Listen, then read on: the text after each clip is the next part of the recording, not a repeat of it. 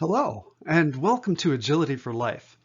I really think I have something to offer that could revolutionize the world one mind at a time.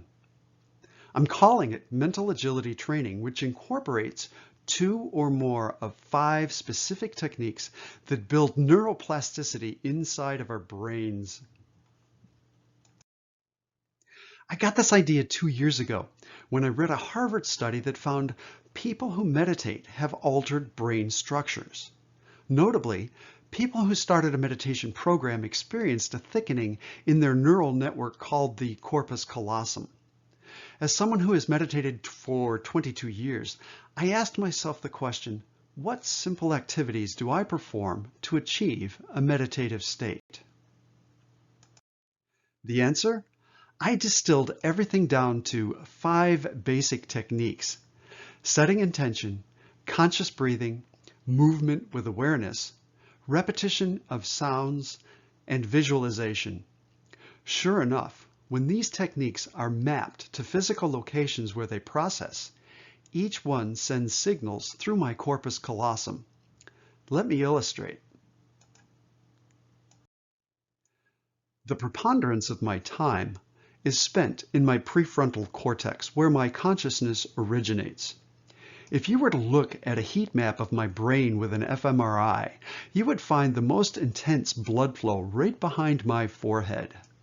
Each of the techniques I have described connects my conscious thoughts in the front, down, and back into other areas of my brain. Let me go back to the 5 techniques, starting with intention or planning. Processing in my brain occurs right behind my prefrontal cortex. Setting an intention seems to trigger all the other lobes into action. I'd love to see how this is studied further to prove how the phenomenon actually works. Next is breathing, which is processed at the top of my spinal cord in an area of my midbrain called the medulla. When I bring my conscious awareness to my breathing, the neural pathways are exercised and reinforced, making it easier every time I do it. Let's move along to actions, which are initiated in the motor cortex at the back of my frontal lobe across the top of my head. Also related is the awareness of spatial relationships as well as my sense of touch. These take place just behind here, in the front of my parietal lobe. I should mention that all these descriptions are simplified. There are neurons firing all over my brain during these thought patterns. Research is pretty sparse, but the areas I'm showing you seem to be the primary centers for each mental modality. Next is sound. Hearing is processed in the auditory cortex, with interpretation of language and generation of speech occurring in the Wernicke's and Broca's areas respectively. Finally, there's visualization that occurs in the back of my head inside my occipital lobe, which takes up an impressive 20% of my brain. My sense of sight is also processed here, and my optic nerve runs straight through my corpus callosum. This science is fascinating, and technological advances make it better every year. Given my preferences, however, I would rather show you how to make it happen for yourself. Let's take a look. I've demonstrated some exercises in other presentations. They were intended as examples to show how these techniques work. They're also excellent as introductory practices to establish a basic level of proficiency. But in my personal practice, I didn't stop with just a set of exercises. Rather, I've integrated these techniques into my daily life. Looking back, I realized I was using principles and practices similar to how I would implement and integrate business functions. In my IT career of 35 years, I practiced something called the Agile Framework, originally created for software development.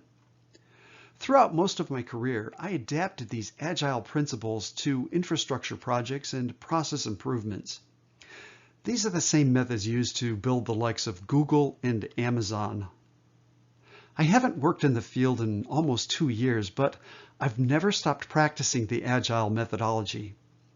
When you think about it, Agile is built for teams and organizations, but I've been using the same methods personally. Just recently, I concluded these principles had to translate from a team of professional developers down to an individual level. When I figured that out, it took me less than an hour to rewrite the Agile Manifesto for teams into this manifesto for life. Some translations worked word for word. Others translated in rapid succession. One of them stood out. I made it first in the list.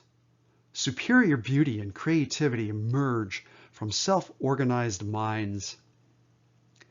I looked at this translation and asked myself, can this really be true? I couldn't say, so I started researching the term self-organization. This is the process where, in a dynamic environment, common structures spontaneously emerge without the need for external intervention. There are dozens of examples in nature, in physics, chemistry, biology. An easy to understand example is a seed that has everything it needs to grow into a tree. Self-organization is also related to the study of synergism, meaning literally to work together. From an Agile Framework perspective, to accomplish its goals and objectives, authority and empowerment spontaneously emerge from within a self-organizing team. But what about self-organization of the brain? When I looked that up, I hit the jackpot. I found Wilma Kutztal, who wrote a textbook called The Agile Mind that directly confirms my ideas. Wilma calls it Olympic quality thinking. I like that. In a flash, I knew I had found the missing piece. I now had all the tools I needed to teach how to systematically and seamlessly weave mental agility into your daily life. I present to you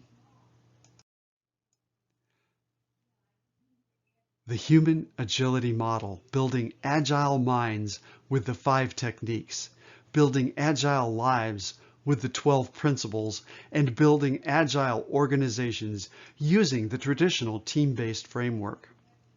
What's more, it is quite possible for you to acquire these skills. Let me show you how.